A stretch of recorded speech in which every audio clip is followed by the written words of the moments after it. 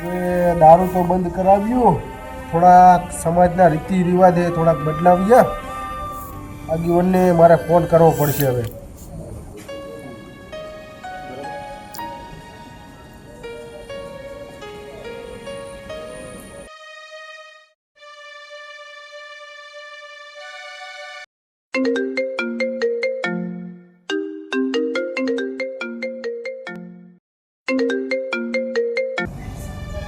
બોલો બોલો સરપંચ. હાલો ચા હતા આગેવાન? બસ આ તો ગામમાં જતો. હા તો આપણે આવો ને કણે. ક્યાં હો સરપંચ તમે? હા હનુમાનજીના મંદિરે હું આવો ને. હા થોડું કામ હતું તમારું, આવો.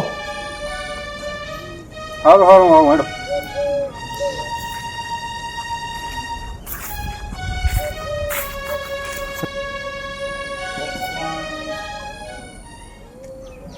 આગેવાનને ફોન કરી નાખ્યો હે, આપતા હશે.